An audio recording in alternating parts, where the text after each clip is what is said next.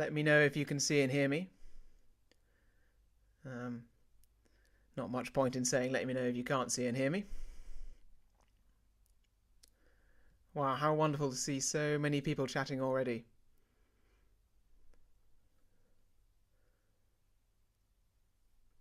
I've already met more new people in the last 10 seconds than I have in the last 6 months. This is fantastic. Great. Glad to hear it's working well. My first time using this technology, so forgive me if there are any hiccups. As ever, always at the mercy of the technology. Great. Well, it's been such a beautiful day outside. It actually reminds me, the day when I recorded the master tracks that you'll be singing along to was that unbelievably hot day. I think it was the hottest day of the year. And I was in here, sweating away, playing Mahler on the piano. Couldn't think of a better way to spend the day. Wow. So, we've got someone from East Yorkshire.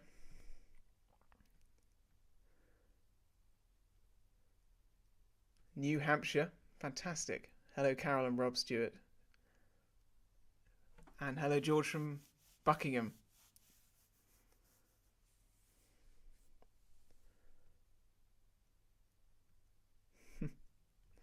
Brilliant.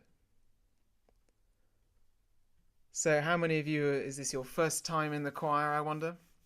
First time singing with us?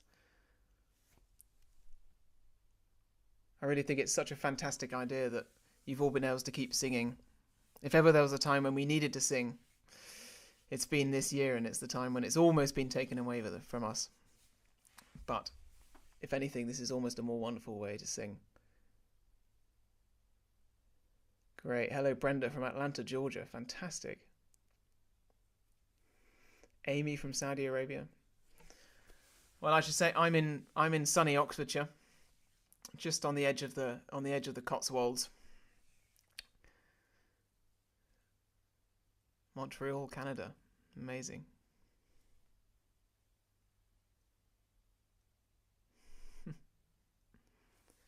So I guess some of you have just come from your Elijah rehearsals.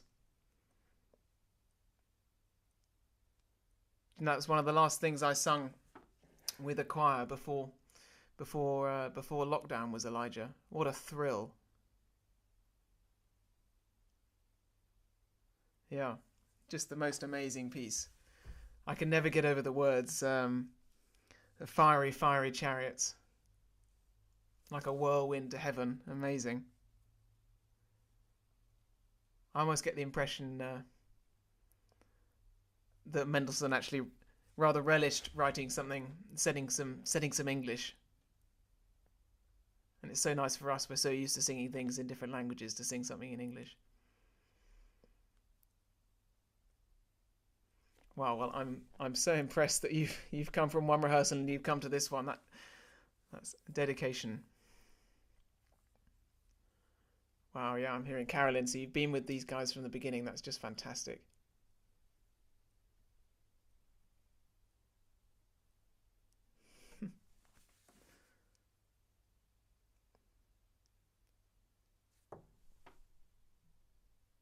And hello, Wendy. Fantastic. Anna from Portugal says, "Where am I? Yep, I'm in Oxfordshire, in England. Very lucky to have spent the last few months in the countryside. And actually I got a new puppy right at the beginning, so that has been plenty to keep me busy.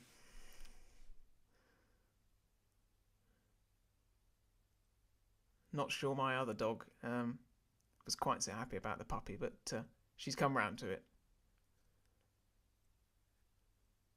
So I wonder how many people have sung this piece before. In a way, it doesn't matter if you've sung it before, it always feels like a once-in-a-lifetime experience. That's kind of the nature of the piece.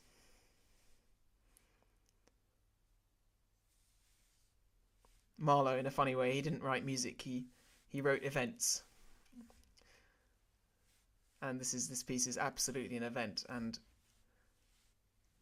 I think this will be a one of a kind performance of it.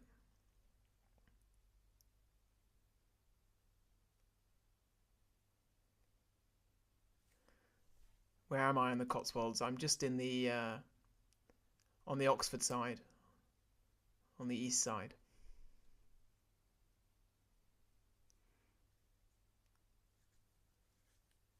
Right, I'm just going to quickly check the sound.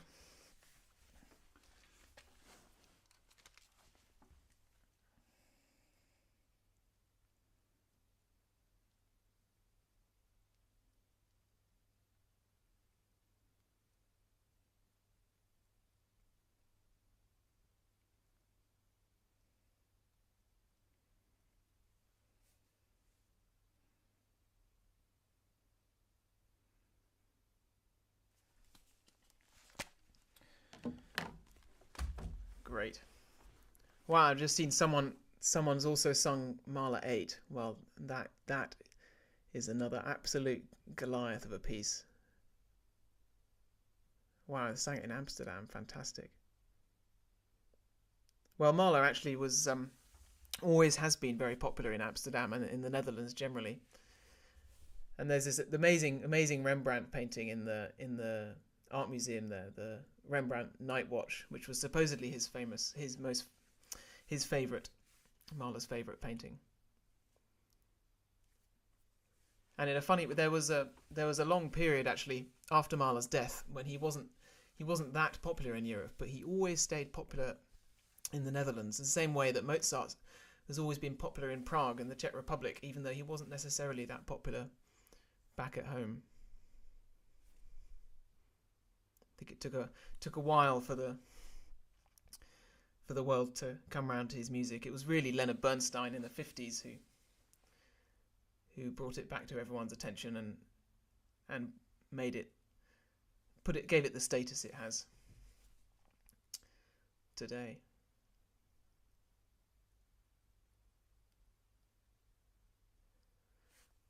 Wow, someone's never sung it before. Well, you are in for a treat.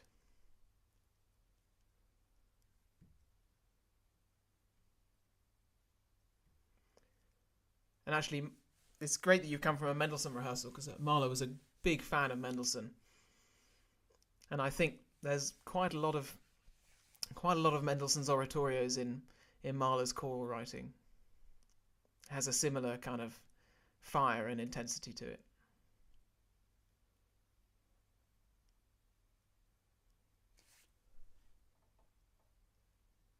Great, lots of Canadians. That's fantastic. Someone in Surrey. Hello, Kit.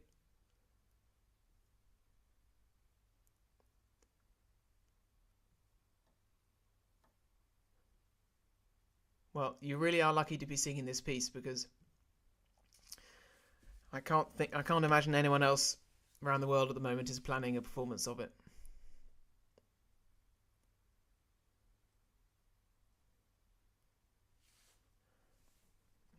Someone's saying the connection's not great. I hope that sorts itself out.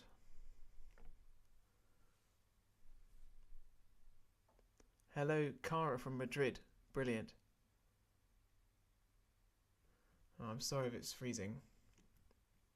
As long as you can always hear me. And I don't make any sudden movements. I suspect we're at a bit of a Monday rush hour internet time.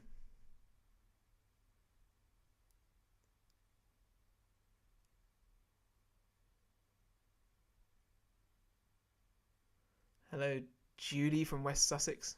Excellent.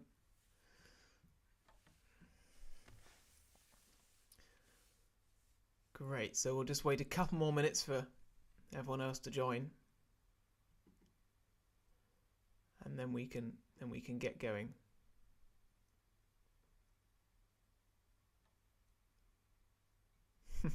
If Mark says it's fine, it's fine. I agree with that. I suppose you all must know Mark really well by now. Which is great. What an amazing idea.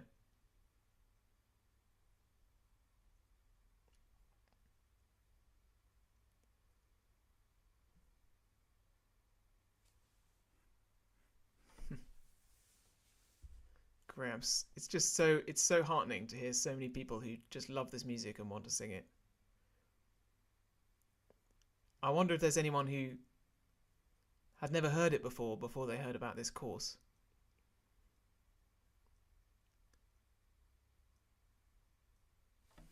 Because for me, it's a piece that sometimes a really good performance or can make it feel like you've never heard it before anyway.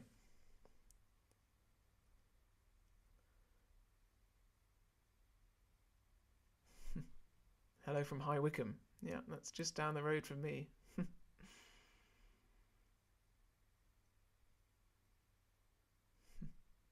Hello, Sheila from Bedford. Fantastic.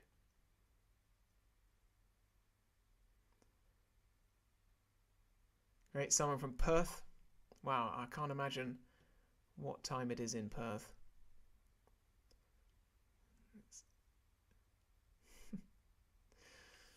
All right. Well, I think it's probably about time for me to introduce myself properly. So my name's John Warner. Uh, I'm a conductor by trade. I work all across the UK, all across Europe. Although the last few months have made that a little bit more difficult, but we're finding ways and means in the music business to make stuff still happen. Because really, if ever there was a time we need music, it's now. I founded an orchestra called Orchestra for the Earth, which I'll tell you a little bit more about in a minute. If I had to pick a favourite composer, I would say it was Mahler. I've loved Mahler ever since I was a teenager, and really over the past, I guess, decade, I've only grown to love it more. And I think the really special thing about Mahler's music is that it is genuinely for everybody, and I think he meant it that way. He even said that a symphony should be like the world; it must encompass everything. So that quote has never really had more resonance than it does now in this project, where really the symphony is becoming the world, the whole world, all around it. We're going to sing it at the same time together, which is just an idea that Mahler, I think, could never have conceived of, but I think would just be absolutely transfixed by the idea that you can all sing his music at the same time from different places. When I was first learning about Mahler's music, and first learning about him and his life, and it was an absolutely fascinating life and fascinating person, I came across what are known as the composing huts, which are these 3 huts he built for himself throughout his life to write his music in. And I think really he couldn't have written his music if he hadn't built these huts. That's how important they were to him. And they're situated in these most beautiful parts of the Alps, now in Austria and Italy. And the idea behind them was that he needed to surround himself with nature, find the kind of peace and solitude that you can only really get in the natural world, because he had an incredibly stressful job. His profession, first and foremost, was as a conductor. And he earned his money doing that. The symphonies were really a labour of love, and he was the director of the what is now the State Opera in Vienna, and that was all-consuming for most of the year. And in the summer, he took the time. He escaped from Vienna. He took the long train ride out into the Alpine countryside, and that's when, in those few summer months, he wrote all his music and really soaked up the inspiration of the surroundings. Anyway, so these huts increasingly kind of obsessed me when I was younger, to the point that I actually organised a whole orchestra tour with an orchestra that I founded when I was a student, where we went to all 3 of them and played concerts at all 3 of them, because I could see that despite being incredibly important places for his music, and actually the places where the music really came from, no one actually plays music at them because they're so remote. So I wanted to kind of bring the music back to them, reconnect the music with the surroundings that it came from, and it was really a transformative experience.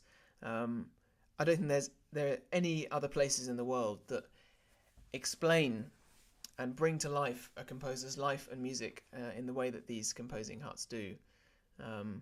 They're really the atmosphere, the beauty of the surroundings, the quietness that I think was there in Mahler's time is really still retained. And they're truly inspiring places, and people still live there, and they're the most wonderful, receptive audiences, who, of course, don't actually hear this music very often, despite it being where it came from. So that was 4 years ago now, and we've been back every year, and actually that orchestra was what became the orchestra I now run, which is called Orchestra for the Earth.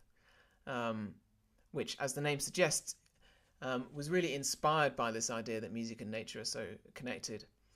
I wanted to use music as a way of engaging people with the natural world and motivating them to protect it, because music has this totally unique capacity to reach people's hearts and minds, which particularly on such an important issue like climate change and like protecting the natural world, we really need creative solutions, because newspaper articles, advertisements, even TV shows don't cut through to people's hearts in the way that music can.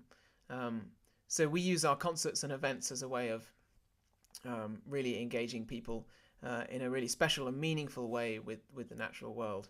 In fact, our first event since March, since lockdown, was outdoors at a wind farm in Cornwall. We played in front of these amazing wind turbines as a way of raising awareness for the importance of renewable energy.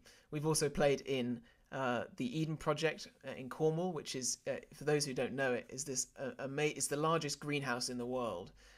It's these enormous glass domes which have tropical and Mediterranean temperatures inside and are full of these amazing plants and birds. So we've played concerts in there, all sorts of things like that.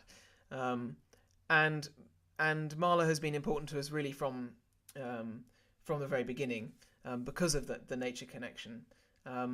Because Mahler really, even though environmentalism wasn't a thing in Mahler's time, I think Mahler was, for all intents and purposes, an environmentalist. In fact, he even called himself, he said, if Mozart was the singer of love, then I am the singer of nature. And I hope we'll discover this week how that is true in so many ways, that the sounds and the feelings of nature really infused into his music in a very, very powerful way.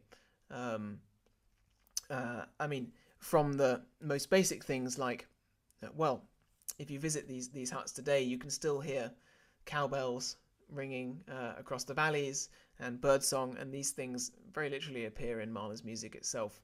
But also just the sense of the massiveness of the mountains in the Alps, and the sense of freedom and the kind of intense emotions that you experience when you climb a mountain and you're somewhere so beautiful and so awe-inspiring.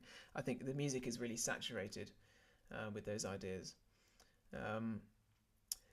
Anyway, so this project, I knew Mark from a few years ago through a different project which he had come up with, which was called the Mahler Marathon, which was this just astonishing idea to play all of Mahler's symphonies in only a few days, in order to reach a huge audience and create this kind of massive event. Sadly, like many things this year, that didn't happen, and it grew instead into this Mahler 2 project, which he approached me with a few months ago, which has a similar core idea, which is using Mahler's music as a way of bringing people together. And in fact, there are now, I think, over 500 of you already taking part, and by the time we produce the performance, I think there will be many more than that. But that's already bigger than many, if not most, real same room choirs, shall we call it. So we're already exceeding what was possible before COVID. So in a way, there are not many gifts to count from this pandemic, but this is one of them, that we're able to do this amazing project where we can all sing this piece together. So a little bit about the way it's actually going to work. I will run these rehearsals for the next 4 days, which are going to be a huge amount of fun, and we can really get under the skin of this piece. It, in a way, is a very intimidating piece, of course, because it's so huge. But I think we'll find that it's not as difficult as it might seem, and is hugely rewarding to sing. Mahler understood singers really well, and he knew how to write for voices. So as we get to know it, you'll find that it actually sits mostly very, very comfortably. Of course, there are a few bits that are very high or very low, but he knew what was important, and he knew what most people could sing. So it's really the perfect piece for you guys, and I think you're going to really, really enjoy it. It's got such a clear and powerful emotion behind the whole thing. He actually took the text. The text is by Friedrich Klopstock, who is a romantic German poet, and he kind of started off with his text, and then Mahler wrote the rest himself. I think he was so kind of overwhelmed by inspiration for what he wanted to create for the end of this piece, that he had to write the words that he then needed to set music to. So I'm really excited to kind of get inside how those words are evoked in the music, and there's just something amazing about singing it. The kind of language barrier and the fact that this piece was written well over 100 years ago just completely melts away, and we have this amazingly direct experience with what the music is all about. Once we've done the rehearsals, which you will be able to watch back as much or as little as you want to, Mark will send you around all the details with these master tracks to record along to.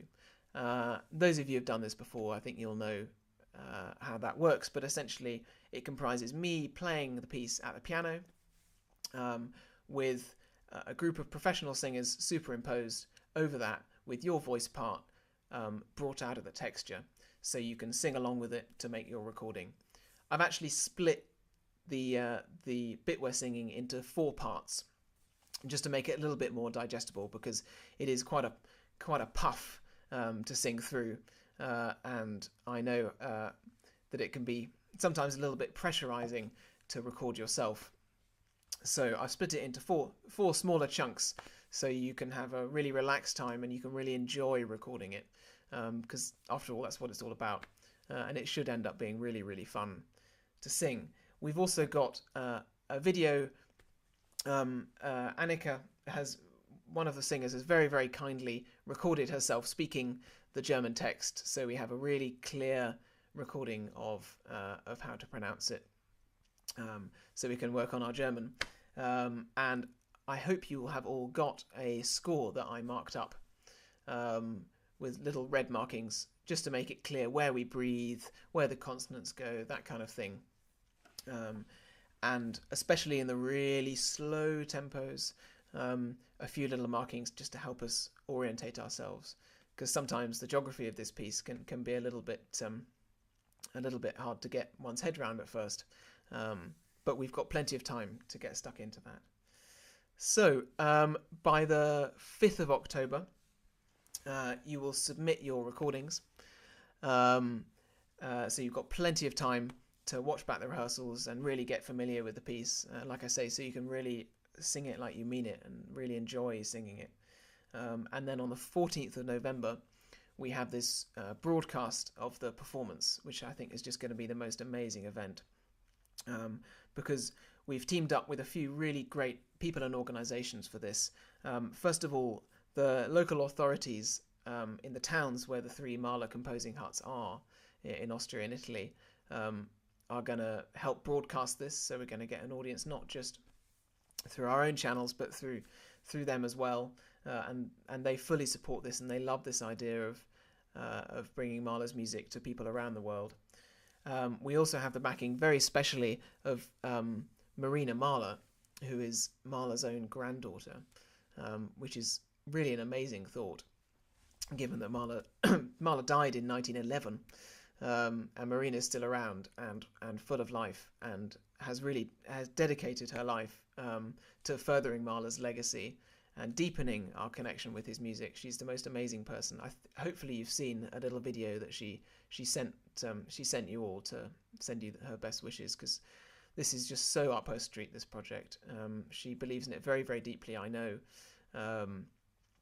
So it's really special to have her on board, alongside the Mahler Foundation, who are an organisation that she founded really as a way of, like I say, preserving the memory of Mahler's music and bringing it into the modern world in a meaningful way.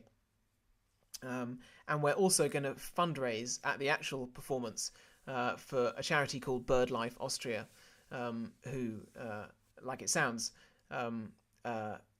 work to protect the natural world, in particular birds, the amazing diversity of bird species in Austria, which I think is really important, because the natural world that Mahler knew is really under threat these days, particularly with habitat loss and that kind of thing. So if we can make this performance in some way give back to that natural world and protect it with the help of this charity, then I think that would be a really important and meaningful component to everything.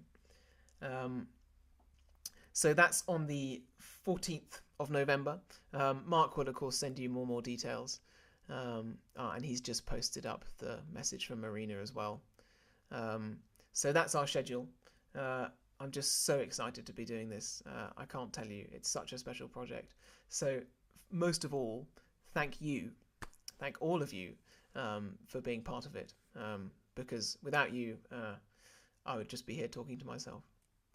So if you've got any questions, fire away. It would be lovely to hear what you think about everything. Anything that you're not sure about, just ask me. I'm here to answer those questions.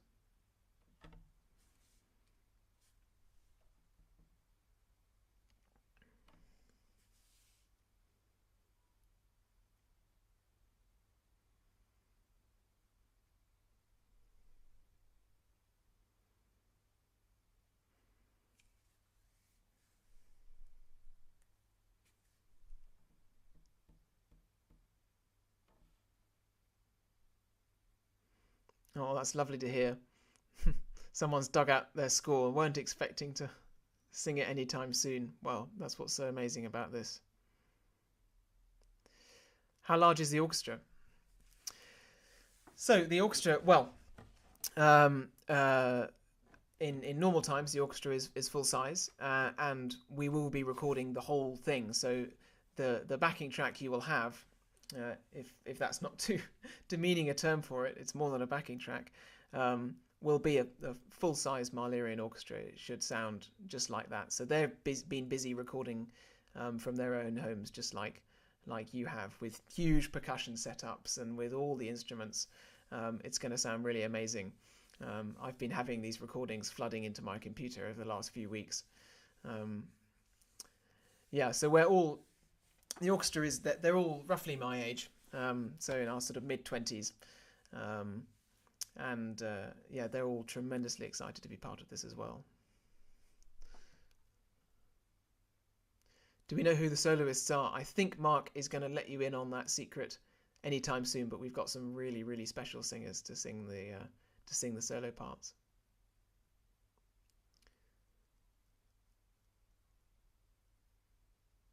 Yep, we're going to sing tonight. So after just a little chat with you all, I think we'll just sing the very, very beginning of the chorus bit, just to kind of set the mood and settle in.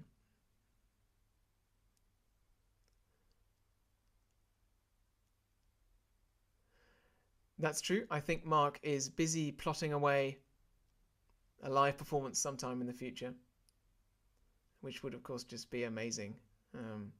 It's amazing enough knowing that you're all out there singing at the same time, but as soon as we're allowed in the same room, I think Mark has got something up his sleeve.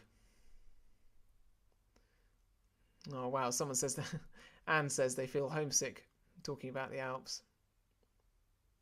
They are just the most amazing bit of the world. I'm going to sound smug here, but I escaped the UK for the first time in months last week to go and do a bit of work with a orchestra in Vienna, and I had one day off, and I used that day off to pop down to one of the lakes where one of these composing huts is on, and it was on this most glorious sunny day, and this lake is actually heated underneath by hot springs, so it's always warm, and it's this most amazing turquoise colour. And Mahler's villa, that still stands, is right on the waterfront, because in those days there wasn't actually a road running around the lake, so he had to get there on a boat. And he used to dive. He used to jump from the second floor balcony straight into the lake every morning for his morning swim. He was an incredibly energetic man. Anyway, it was very special to visit this hut for the first time in a while. We're not recording the whole symphony. We're just doing the last movement, really, because that's the one you guys are in. So for these purposes, it's the most important one. And really, it's the last movement is the summation of the whole symphony. It's when everything just comes together in this most phenomenal sense of kind of climax. So it'll be like we've sung the whole thing when you get to the end, I can tell you.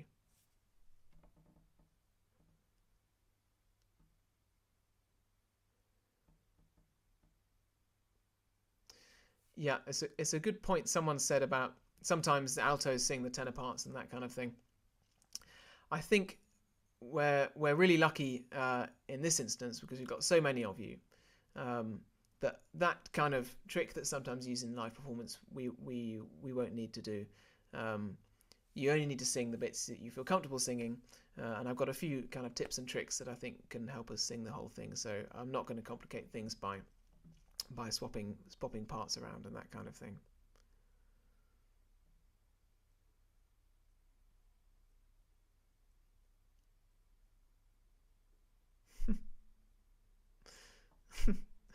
Well, Rod Thomas says, please don't forget that some of us are the other side of 80. Well, I think that's just amazing to be singing this when you're let's say the right side of 80. I think that's just fantastic.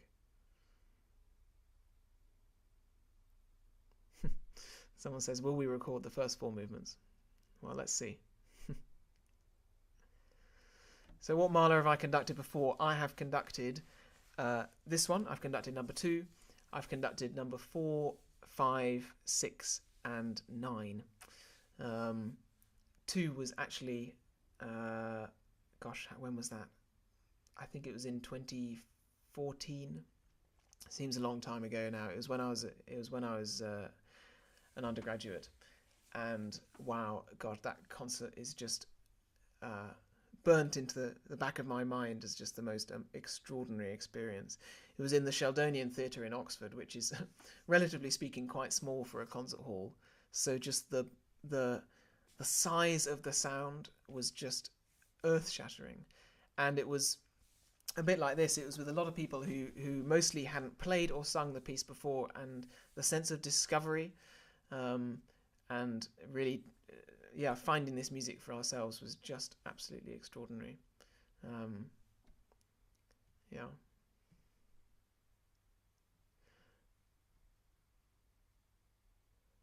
Someone says that I talk about my background a little bit, but maybe I'll say that again at the beginning of the rehearsals if you like.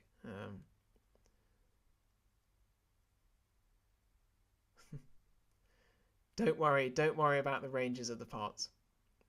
There's really, you can sing as much or as little as you want. It's only ever too high or too low for a tiny amount of time.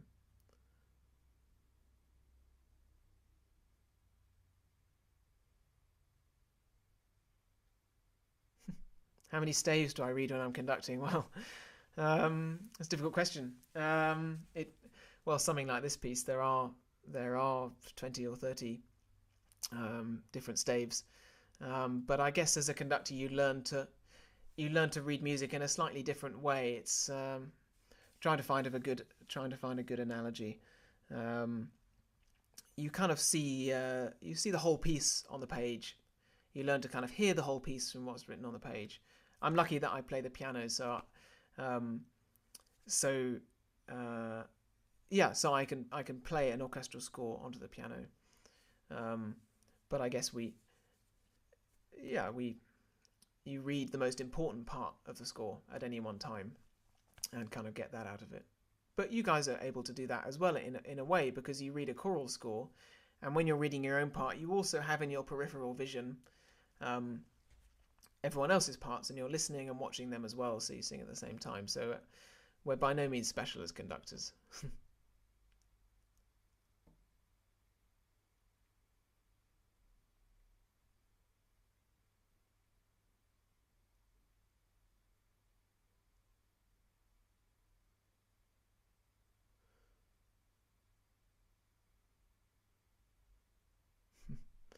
Yeah, someone says they didn't quite get to sing the eighth once. Well, the eighth is the eighth has, I think, three different choirs in it. It's even more elaborate than this. But I, for me, number two is possibly the most special thing Mahler wrote. He actually said himself, well, there's a story about the way the piece was written, which is that he'd finished his first symphony, and quite quickly after that he wrote what became the first movement of this second symphony, which is another funeral march. And Mahler had a slightly morbid obsession with funeral marches, which I think had a lot of grounding in reality, in that um, of his 12 siblings, I think 7 made it to adulthood. So he was very much in contact with death from a very early age. And also he liked this idea. He liked this idea of processions and rituals, because he grew up in this very small town in what's now the Czech Republic, which was a military garrison. So he would have seen marching bands and soldiers marching around the place all the time. So that's why you get a lot of marches. There's a march in this movement as well, right in the middle. Important part of that. Yeah, anyway, after he'd written that first movement, he bit by bit wrote 3 more movements to go after it, all of which are in some way related to songs he'd written before. So in a funny way, he wasn't writing new music, he was just finding a way for his old music to sort of take on a new identity in what was becoming this second symphony. But then he had what all composers, all writers fear, which is writer's block. And he just couldn't find a finale. And he hadn't actually planned for this astonishing resurrection finale that it eventually turned into. In a way, that was his solution for a compositional problem he'd bumped into. He didn't know how to finish this piece. And then he was at the funeral of a musical friend of his, and had one of these epiphany moments where he suddenly realized how he had to finish this piece. And then he wrote this movement, this 40 minute long movement, in a flash, because he just knew what he had to do, how the piece had to end. Yeah, it's quite amazing.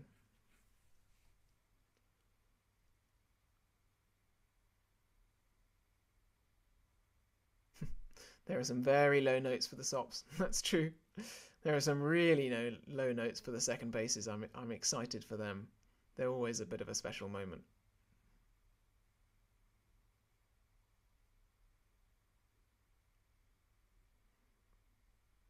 Wow, someone did Mahler to Edinburgh Cathedral. There's a famous video, I think it's still on YouTube, of Leonard Bernstein conducting this piece in Edinburgh Cathedral. And at the end, Mahler writes church bells in the orchestra at the very end.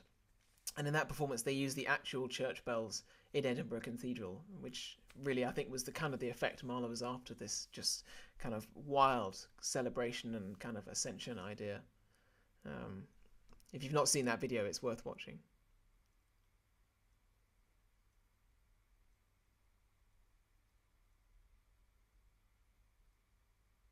Yeah, there's the Dudamel version on YouTube.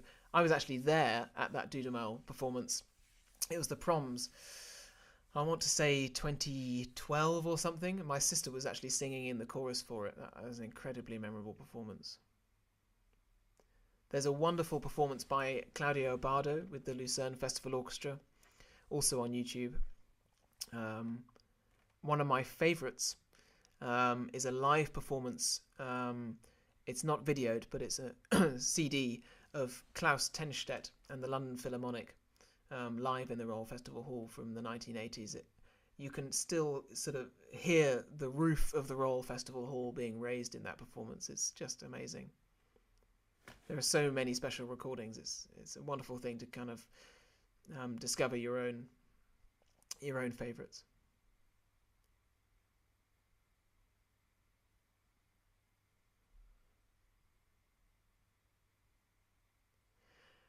Someone's asking about the red annotations in the scores. I'll go through that all in the rehearsals. Don't worry. If they don't make sense yet, they'll make sense once we start looking at them.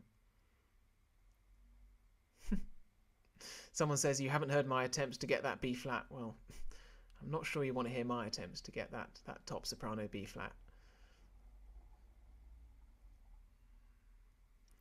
Yeah, so I do have a singing background as well.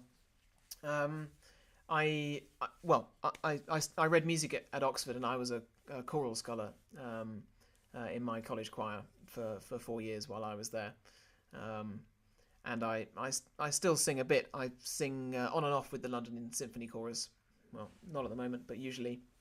Because I think when I have the time, singing is just such an important part of being a musician. I think it's hard to be a musician and not be a singer, because it's the only form of music making where it really comes from inside you. You are the instrument.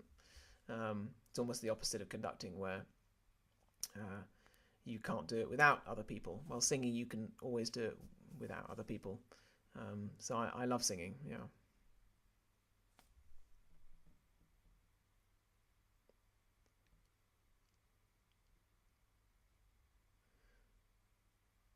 Someone says they sung it in the Royal Albert Hall. Amazing.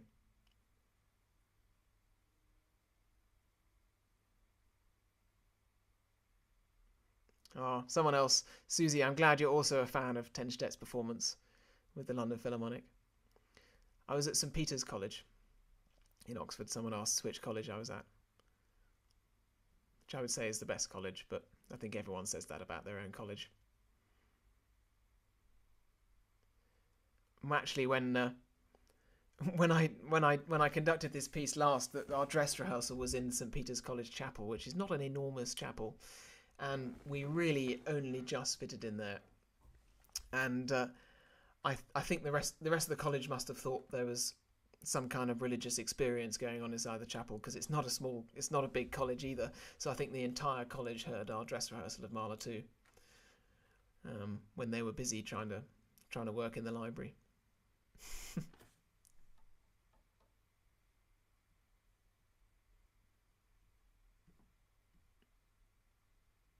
Great. Several people from the Edinburgh Festival Chorus. That's excellent.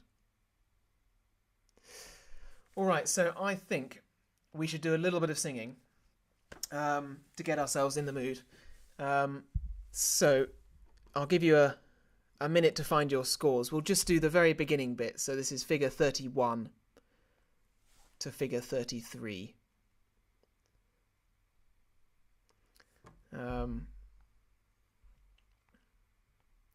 So once you've found your scores, maybe we could do a little bit of warming up as well. Hope you can hear the piano.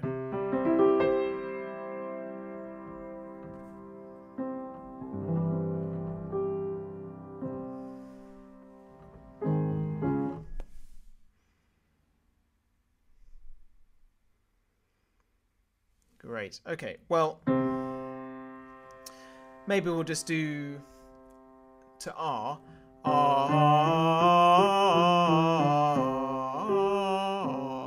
And we'll just go up one semitone at a time, just to get ourselves in the mood.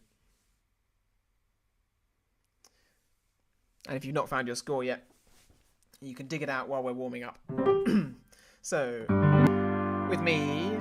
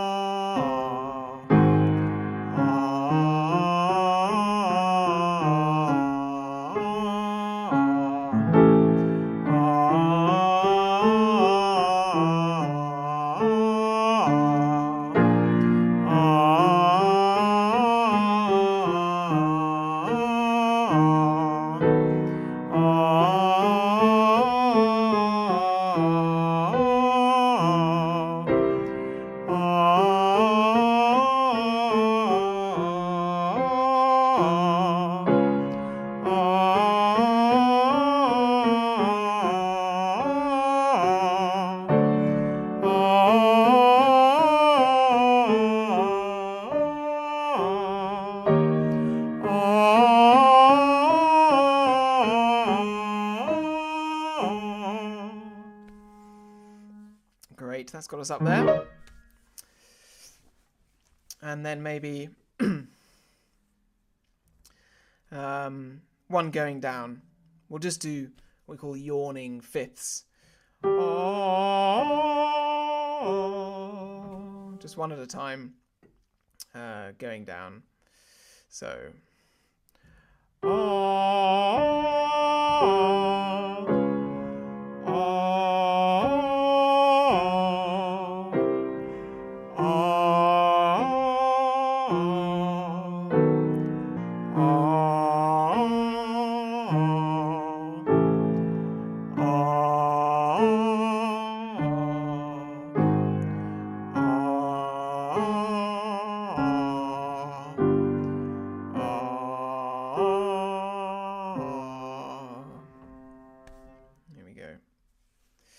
Great, and just one more, what I call lip trilling, which you'll probably be familiar with, which is when you go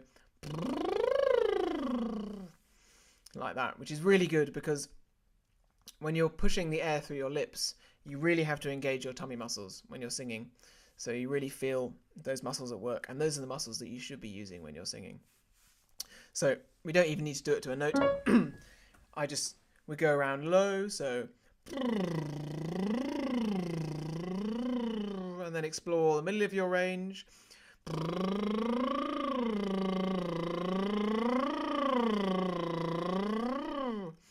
And then going up into the top of your range.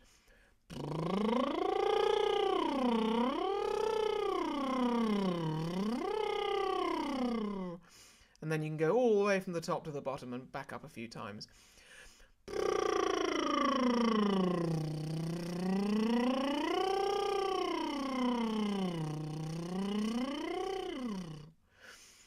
Great. Someone says lip trilling is their favourite warm-up. Well, I'm glad to hear it.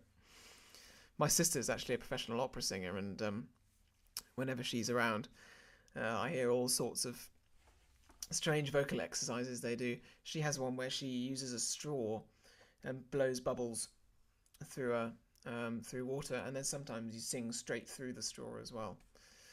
Singers are all sorts of mysterious ways of getting our voices to warm up. All right, so how about we sing a bit of Mahler then? What better way to spend your Monday evening, or whatever time it is, wherever you are? Someone says it makes their nose itch, lip trilling. Yeah, it's true, it does. Yeah, don't know why that is. Okay, so we start. This is figure 31 in this glorious key of G flat major.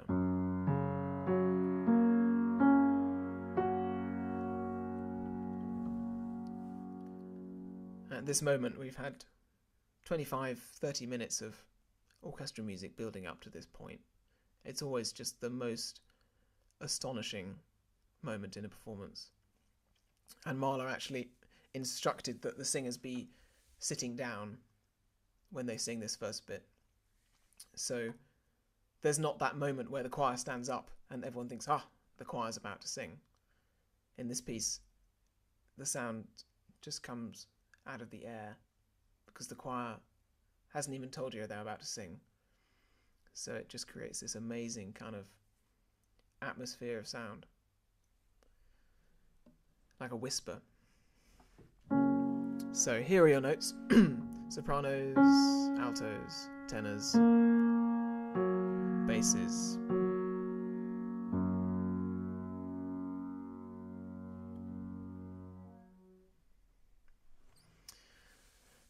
Okay, I'm going to play this on the piano for now. And then we'll do it again with the pro singers on top. So we'll give it two little runs through from figure 31. We'll just go up to figure 33. It's really just the first little paragraph. Okay. So there's your chord.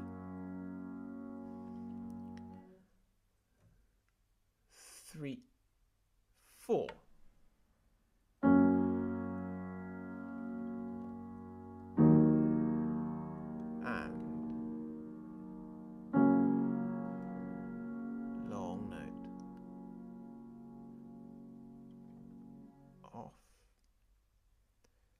and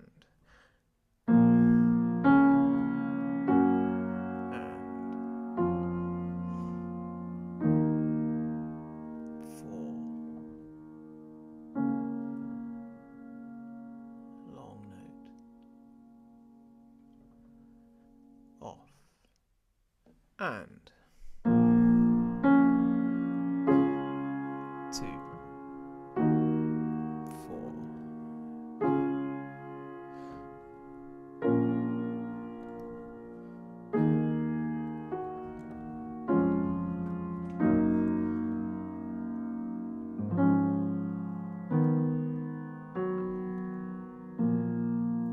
2, 3, 1, off. And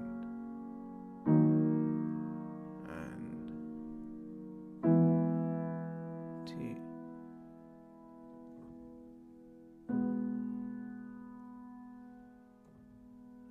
1.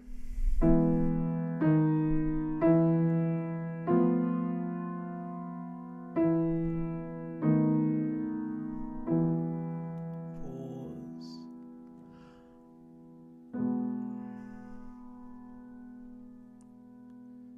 3.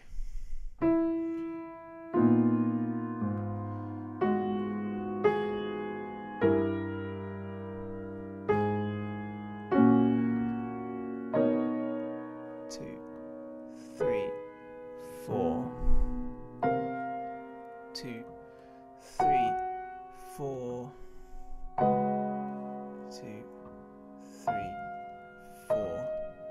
1, 2, 3, 4. There we go. Fantastic. And then we get bathed in orchestral music after that moment. Well done. Wow, so great to sing. Okay, that's one little read through, and let's to finish try it with me conducting and with our master track with the professional singers singing. So give me 1 second just to get this up and running.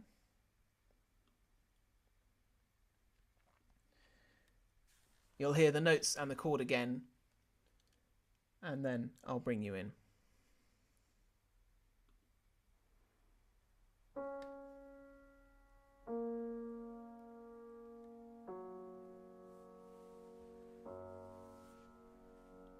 Oops.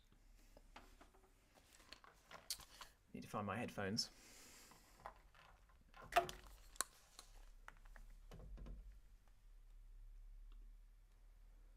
Okay.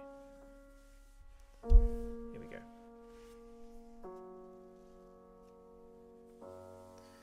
Really deep breaths. Okay.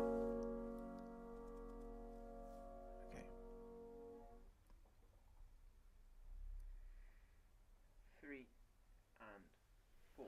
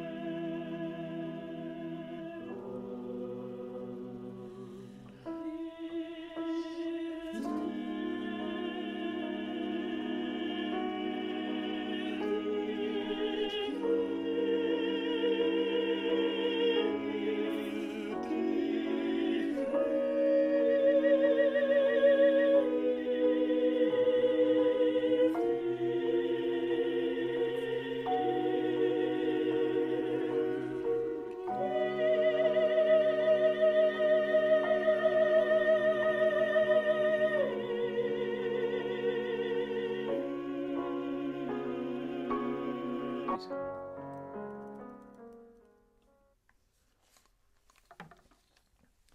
Well, I hope I didn't freeze too much in that. Otherwise, you would have got some funny snapshots of me conducting. But really, it's as much about listening and singing along to the singers as it is about watching the conductor. So I hope you can kind of feel yourself breathing and singing with them. Fantastic. Well, it's just so exciting just to do one little sing through and just to get an idea of what it's going to be like to work our way through this piece and discover the riches inside it, because it's really just one of the most special pieces ever written, and a total joy to sing and a total joy to be part of.